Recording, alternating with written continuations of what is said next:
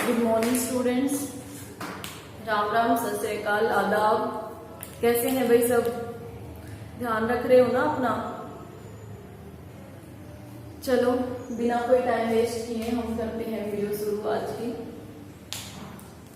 कल हमने electronic configuration लिखा था। इलेक्ट्रॉनिक कॉन्फ़िगरेशन क्या होता है कि हम इलेक्ट्रॉन्स को किस तरीके से अरेंज करते हैं ऑर्बिटल्स के अंदर, वो क्या होता है हमारा इलेक्ट्रॉनिक कॉन्फ़िगरेशन होता है। तो हमने नियर अबाउट 20 तक हमने इलेक्ट्रॉनिक कॉन्फ़िगरेशन लिख लिया था। तो इलेक्ट्रॉनिक कॉन्फ़िगरेशन लिखना आना चाहिए सभी को। वैसे जनरली कैसे लिखा था हमने 1s फिर 2s 2p, अगर ना भी याद आए तो ऐसे बना सकते हो। रट्टा लगाने की जरूरत नहीं है कि इसका इतना इसका इतना, अगर ना हो तो इस तरीके से बना सकते हो 3s 3p 3d।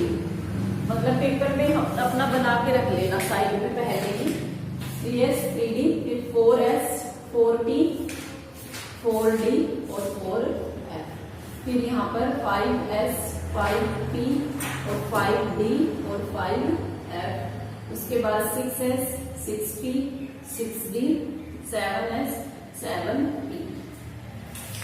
मीन्स पहले क्या करोगे, पहले 1, इसमें तो एक ही ऑर्बिटल होती है, फिर 2 फिर 3 फिर 4 फिर 3 फिर 2, इस तरीके से फिर डिक्रीज होना शुरू हो जाती है। इन दो में 4 ऑर्बिटल्स होते हैं, इसमें फिर 3 फिर 2, इस तरीके से होती है। तो कैसे कहा था हमने, इस तरीके से करना है।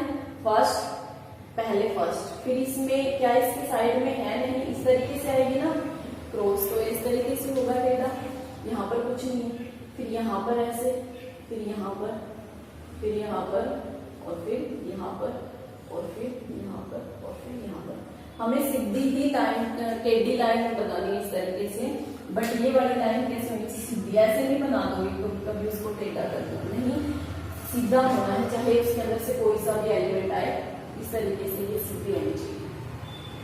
ठीक है, तो पहले 1s फिर 2s, पहले ये वाली लाइन कंप्लीट करेंगे 1s, फिर उसके बाद ये वाली लाइन कंप्लीट करते हैं 2s, फिर उसके बाद ऊपर से नीचे की तरफ आना है।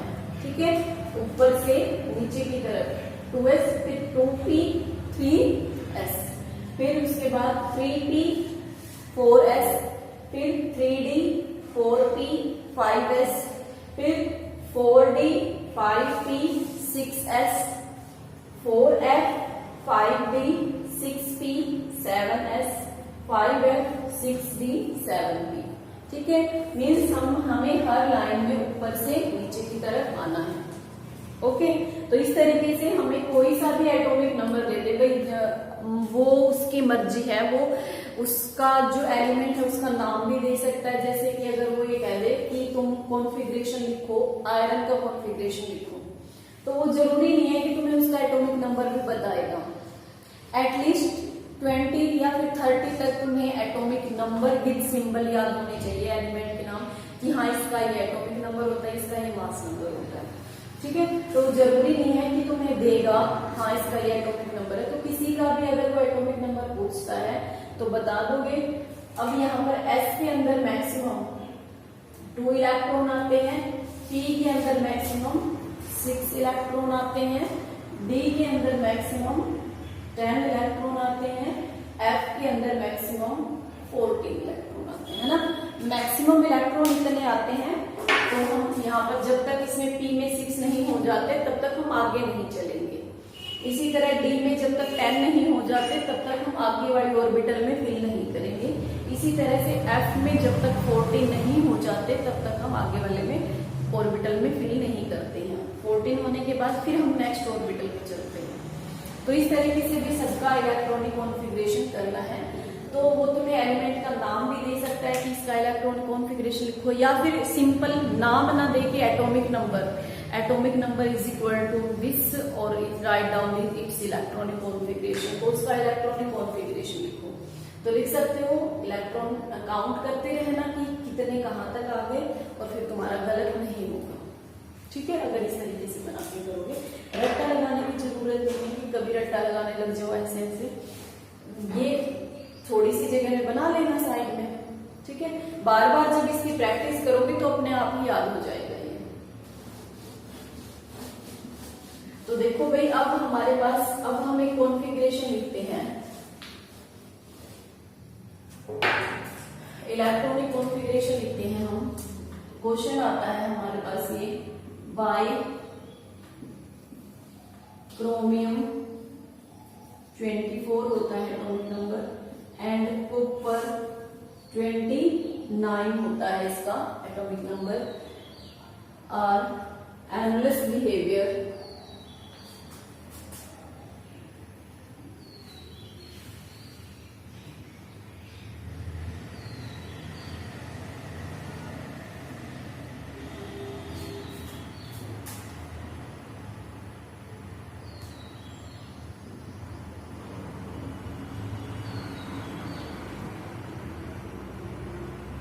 एनालिस बिहेवियर ऑफ इलेक्ट्रॉनिक कॉन्फ़िगरेशन। ये क्रोमियम है, सी बड़ा, आर छोटा। बच्चे क्या करते हैं भाई, यहाँ पर जो एक लेटर होता है हमारा, जो जिससे इलेक्ट्रॉन एटम डिनोट किए जाते हैं, उसमें जो पहले वाला लेटर होता है वो बड़ा होता है और सेकंड वाला लेटर छोटा होता है। ध्यान रखना, पहला first letter capital, second letter small. और अगर उसमें एक ही लेटर है, लाइक फ्लोरीन में होता है, ऑक्सीजन में होता है, नाइट्रोजन में होता है, तो वो कैपिटल ही होगा। दोनों लेटर कैपिटल नहीं होंगे, ध्यान रखना, क्योंकि ये मिस्टेक बहुत बार देखी है मैंने। दोनों ही लेटर क्या कर देते हैं, कैपिटल कर देते, तो एक लेटर स्मॉल और एक लेटर कैपिटल। अब भाई इसका आंसर क्या है, जो क्रोमियम है उसका 24 होता है, क्रोमियम का 24 है। कैसे लिखेंगे, देखो यहाँ पर 1s 2s 2p 3s 3p 3d और 4s, इतना ही आएगा, यहाँ तक ही आ जाएगा। अब मुझे बताते रहना कि क्या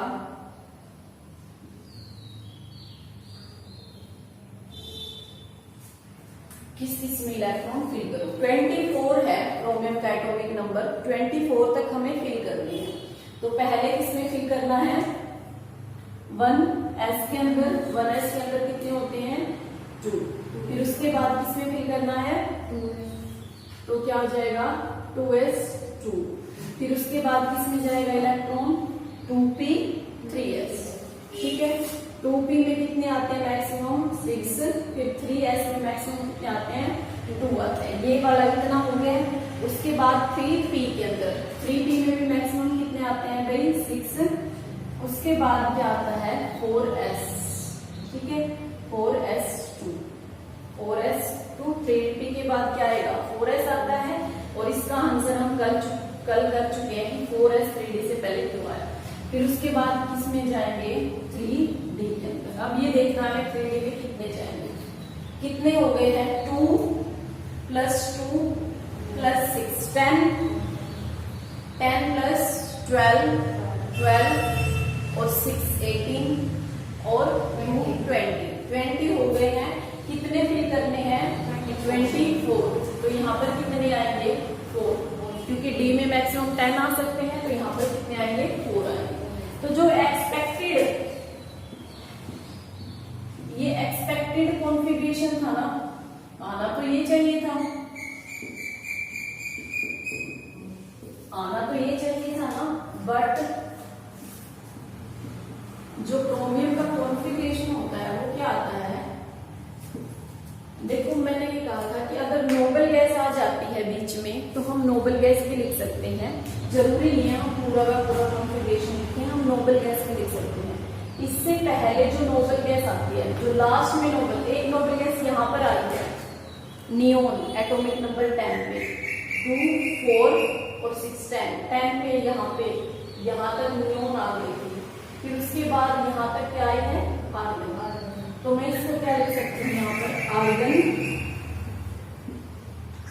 4s1 3d5, ये होता है भाई कॉन्फ़िगरेशन। नियोन जो क्रोमियम है उसका होना तो ये चाहिए था, बट क्रोमियम का कॉन्फ़िगरेशन ये आता है, ठीक है।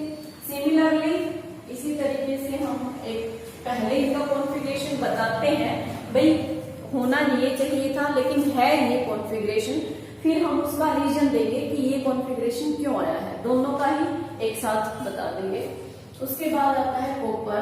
कॉपर का जो एटॉमिक नंबर होता अब हमने 24 तक तो फिल कर लिए ना, यहाँ तक कितने आते हैं 20, है ना, यहाँ तक कितने आते हैं 20। उसके बाद कितने और फिल करने हैं हमें 9 इलेक्ट्रॉन। क्या 9 डी के अंदर आ सकते हैं? आ सकते हैं, क्योंकि डी में कितने आते हैं 10 तक आते हैं, तो इस वजह से डी में आ सकते हैं। तो 1s2, 2s2, 2p 6, 3s2, 3p 6, 4s2, 3d 9, है ना। या फिर इसको मैं क्या लिख सकती हूँ, आर्गन 4s2, 3d 9 लिख सकते हो, 4s2, 3d 9। तो 4s2, 3d 9 ये इसका एक्सपेक्टेड कॉन्फ़िगरेशन है। लेकिन बट कॉपर 29 जो इसका कॉन्फ़िगरेशन होता है, ये होता है argon 4s1, 3d 10, 4s1, 3d 10। यहाँ पर क्या था 4s1, 3d 5, यहाँ पर क्या था 4s1, 3d 10। Their exceptional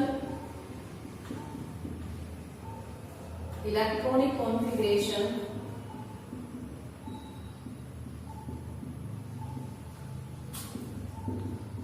is due to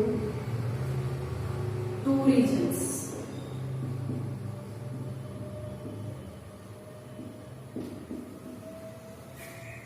But in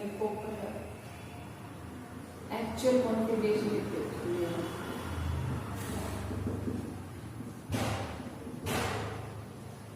means actual में तो ये कॉन्फ़िगरेशन होता है, एक्सपेक्टेड ये था, आना ये चाहिए था अगर हम फिल करते हैं, लेकिन एक्चुअल में ये बड़ा कॉन्फ़िगरेशन मिलता है हमें दोनों का। तो जो ये एक्सेप्शनल कॉन्फ़िगरेशन आता है क्रोमियम और कॉपर का, इसके क्या होते हैं 2 रीजन है भाई। फर्स्ट रीजन क्या है इसका, फर्स्ट रीजन है कि हाफ फील्ड और फुली फील्ड, हाफ फील्ड और फुली फील्ड ऑर्बिटल क्या होते हैं, स्टेबल कॉन्फ़िगरेशन होता है। हाफ फील्ड और फुली फील्ड क्या होते हैं, स्टेबल। अब हाफ फील्ड और फुली फील्ड क्या होता है, देखो ऑर्बिटल्स होते हैं हमारे पास, मान लो P है, P में 3 ऑर्बिटल है, D में कितनी थी 5, है ना, इस तरीके से D में 5 होती है। हाफ फील्ड का मतलब क्या है कि जो हमारी ऑर्बिटल है वो कितनी फील हो, हाफ फील हो। फुली फील्ड का मतलब क्या है कि ऑर्बिटल फुली फील्ड हो, पूरी की पूरी भरी हुई हो। तो हाफ फील्ड मतलब P में कितने आते हैं 6 इलेक्ट्रॉन आते हैं, D में कितने इलेक्ट्रॉन आते हैं 10 इलेक्ट्रॉन आते हैं। तो इसका हाफ कितना हो जाएगा 3 इलेक्ट्रॉन, मीन्स P में कितने इलेक्ट्रॉन हो 3 इलेक्ट्रॉन। और ये हम कर चुके हैं हर्ट्ज़बर्ग मैक्सिमम परमिटिविटी के अकॉर्डिंग कि पहले सब में 1 इलेक्ट्रॉन करना, ऐसे नहीं करेंगे हम 3 को, इस तरीके से नहीं करेंगे। ओके, इसी तरीके से D में कितने आते हैं भाई मैक्सिमम इलेक्ट्रॉन 10, तो हाफ कितना हो जाएगा 5, 1 2 3 4 और 5, ठीक है। तो हाफ फील्ड ये होता है, और फुली फील्ड का मतलब क्या होता है कि जब ऑर्बिटल हमारी क्या हो, फुली फील्ड हो, पूरी की पूरी भरी हुई हो, मीन्स इसमें 6 इलेक्ट्रॉन हो, इसमें भी, इसमें 10 इलेक्ट्रॉन हो, ठीक है। तो फुली फील्ड और हाफ फील्ड समझ में आ गया क्या होता है। हाफ फील्ड नाम से ही समझने की कोशिश करो, रट्टा मत लगाओ। हाफ फील्ड मतलब आधी भरी हुई, फुली फील्ड मीन्स पूरी की पूरी भरी हुई ऑर्बिटल्स। यहाँ पर ऑर्बिटल्स की बात हो रही है। अब ये हाफ फील्ड और फुली फील्ड जो कॉन्फ़िगरेशन होता है वो क्या होता है भाई, स्टेबल कॉन्फ़िगरेशन होता है। अगर हमारे पास ये वाला कॉन्फ़िगरेशन आ जाता है ना इस तरीके से, ये वाला और ये कॉन्फ़िगरेशन आ जाता है, ये क्या होता है स्टेबल होता है। तीनों में एक एक, या फिर इस तरीके से, ये क्या है फुली फील्ड है ना ये, ठीक है। ये हाफ फील्ड है, ये फुली फील्ड है। तो हाफ फील्ड भी स्टेबल होता है और फुली फील्ड भी स्टेबल होता है। अगर ये वाला इस तरीके का कॉन्फ़िगरेशन आता है तो स्टेबल होते हैं। अब ये स्टेबल क्यों होते हैं भाई, इनमें क्या होते हैं, सिमेट्री होती है, ठीक है। सिमेट्री का मतलब एक जैसा, ठीक है। सारे के सारे क्या होते हैं, इक्वली सिमेट्रिकल होते हैं। देखो सभी में 1 इलेक्ट्रॉन है, इक्वल डिस्ट्रीब्यूशन है। लेकिन अगर हम यहाँ पर क्या कर देते हैं, जैसे कि 3d4 था, यहाँ पर क्या था 3d4 था और 4s2 था, इसमें तो ये तो फुली फिट हो गया, लेकिन ये क्या है 3d4 है ना, ये क्या हो गया 3d4। अब 4 में तो एक एक इलेक्ट्रॉन है और एक में क्या होता है, खाली है बेचारा। तो इस वजह से ये इसके कंपैरिजन में अगर हम इस एक इलेक्ट्रॉन को यहाँ पर ट्रांसफर कर देते हैं, क्योंकि इक्वल एनर्जी है, ज्यादा डिफरेंस नहीं होता, एनर्जी का सेम ही होती है 3d की और 4s2। तो और ये इलेक्ट्रॉन यहाँ से यहाँ हो जाएगा, तो देखो सब में 1 इलेक्ट्रॉन हो गया, इक्वल डिस्ट्रीब्यूशन हो गया, है ना। तो हम यहाँ पर अरेंजमेंट भी तो कर रहे हैं ना इलेक्ट्रॉन को, कि इलेक्ट्रॉन को किस तरीके से अरेंज करें। अब जैसे अगर घरों मतलब कोई भी चीज बांटते हैं, अगर एक बच्चे को तो बहुत सारी चीज दे दी और दूसरे बच्चे को बेचारे को कुछ भी ना दे, तो लड़ाई तो होगी ना उनकी, ठीक है। लेकिन अगर दोनों को ही हम मतलब जितने भी हैं सभी को अगर इक्वल डिस्ट्रीब्यूट कर देंगे तो स्टेबिलिटी हो जाएगी, मीन्स लड़ाई नहीं होगी उनकी यहाँ पर। तो यहाँ पर क्या हो जाएगा, वो मतलब आराम से रहेंगे, तो आराम से रहना है तो क्या होता है, स्टेबल होता है। अब यहाँ पर देखो भाई, ये इलेक्ट्रॉन यहाँ पर करने से क्या हो जाता है, स्टेबल होता है। इसी तरीके से यहाँ पर 3d9 था। अब जो ये 4 ऑर्बिटल है, 4 ऑर्बिटल में तो क्या है 2 इलेक्ट्रॉन है, लेकिन इसमें क्या हो जाता है 1 इलेक्ट्रॉन। लेकिन अगर हम 4s2 का जो एक इलेक्ट्रॉन है वो हम यहाँ पर ट्रांसफर कर देते हैं, तो जो ये वाली ऑर्बिटल है ये कैसी हो गई है, फुली फिल्ड हो गई है, ठीक है। तो इस वजह से क्या होता है, ये एक इसका रीजन है, फर्स्ट रीजन यही है इसका, half filled and fully filled configuration. तो समझ में आ गया होगा भाई, क्योंकि मैं ये इतना सारा रीजन में नहीं लिखना होता, ये सिर्फ समझाने के लिए होता है कि हाँ ये हाफ फील्ड है, ये फुली फील्ड है। ये हमें दिख रहा है यहाँ पर 3d5, d के अंदर 10 इलेक्ट्रॉन आते हैं, ये 3d में 5 हो गए, यहाँ पर d में 10 आते हैं, 10 ही है, तो ये फुली फील्ड हो गया। फर्स्ट रीजन क्या है इसका, half field and fully filled electronic configuration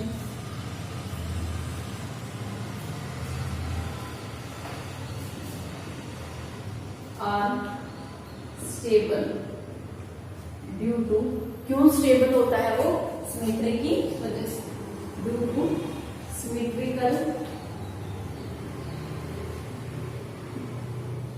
distribution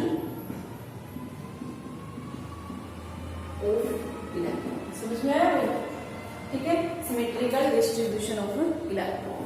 तो यहाँ पर दिखा भी देते हैं बेसिक से एग्जांपल। क्रोमियम में यहाँ पर 3d5 इलेक्ट्रॉन होते हैं, 1 1 1 और 1, इस तरीके से क्रोमियम में, ठीक है। एंड कॉपर वाले में क्या था,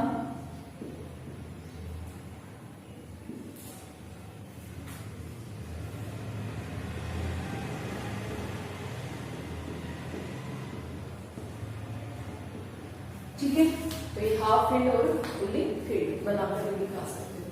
सेकंड रीजन जो होता है देखो मैं ऊपर लिखूंगी, इतना समझ में आ गया है, इसमें तो कुछ भी नहीं है, इलेक्ट्रॉनिक कॉन्फ़िगरेशन लिखा दोनों का, ये एक्सपेक्टेड है, आना ये चाहिए था, लेकिन एक्चुअल में ये बड़ा कॉन्फ़िगरेशन होता है, मींस s का एक इलेक्ट्रॉन यहाँ पर माइग्रेट हो जाता है, इसी तरीके से यहाँ पर s का एक इलेक्ट्रॉन यहाँ माइग्रेट हो जाता है, ठीक है।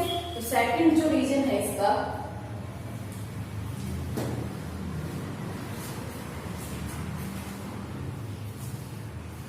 सेकेंड रीजन है इसका एक्सचेंज एनर्जी,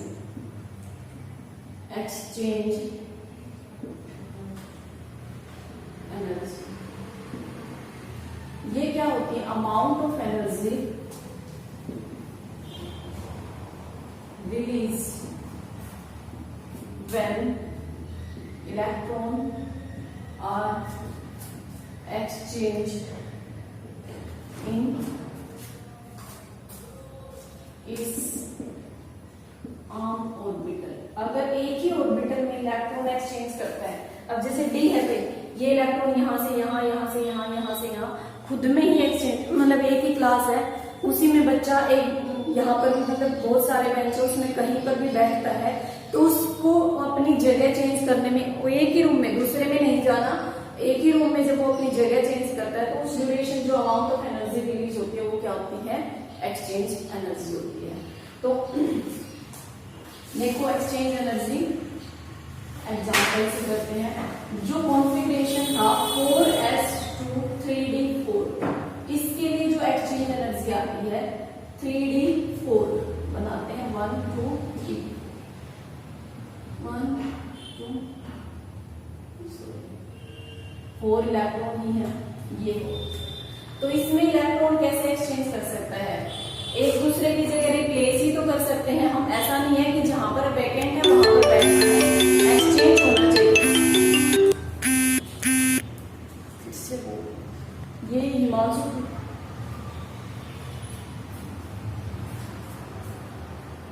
यहाँ पर देखो भाई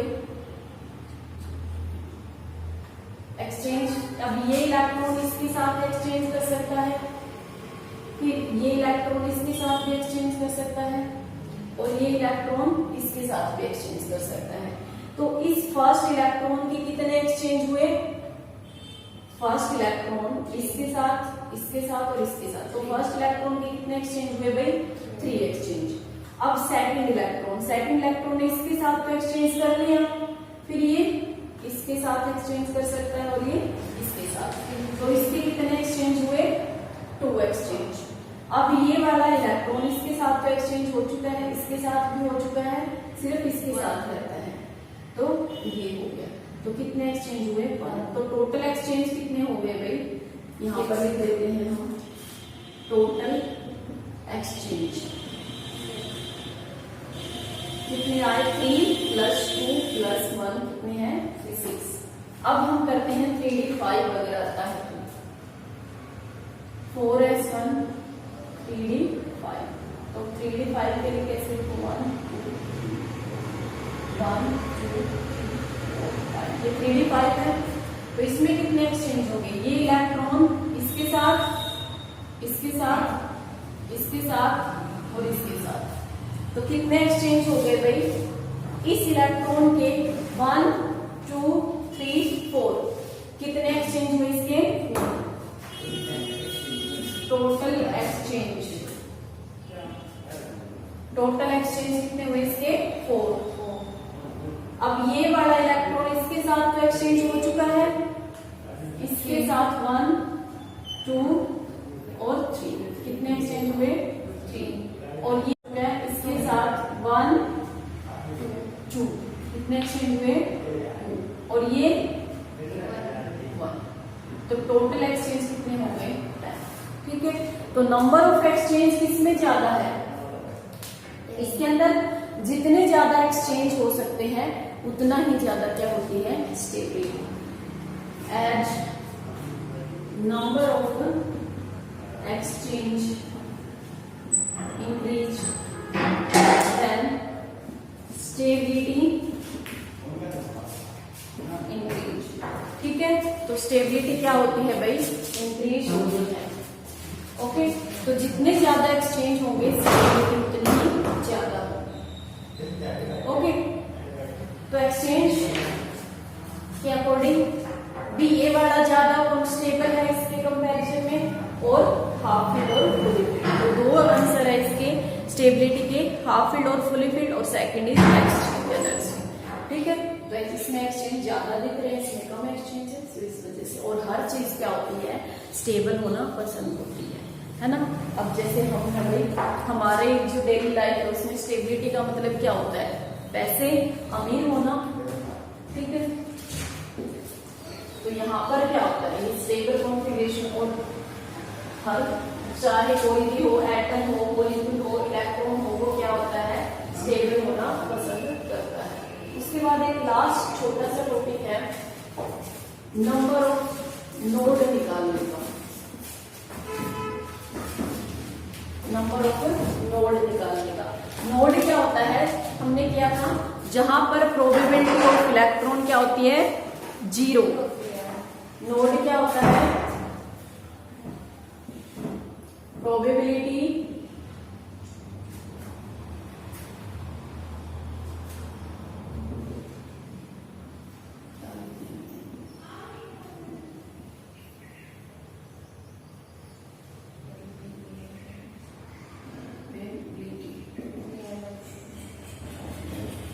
of finding electron is 0, है ना। अब यहाँ पर total number of node, total number of node क्या आएंगे भाई, n-1, ठीक है। टोटल नंबर ऑफ नोड कैसे निकलते हैं, n-1। उसके बाद है एंगुलर नोड, ये किसके इक्वल होता है, L के। रेडियल नोड ये होता है n-1, ठीक है।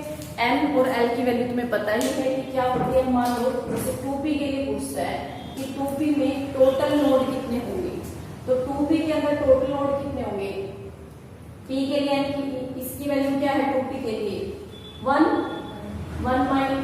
है ये, ठीक है। n की वैल्यू क्या है 2 है और l की वैल्यू क्या होती है 1। तो टोटल नोड कितने आ जाएंगे भाई 2 - 1 टोटल।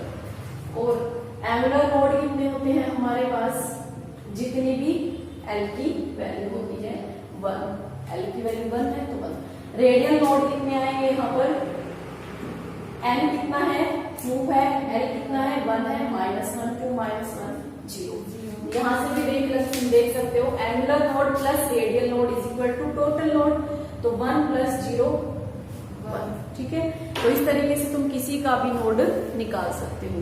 तो ये हमारा सेकंड चैप्टर फिनिश हो गया है भाई। अगर इस चैप्टर में किसी भी बच्चे को कोई डाउट है तो अपना कमेंट बॉक्स में बता देना, और कल हम चैप्टर शुरू करेंगे थर्ड चैप्टर। ओके।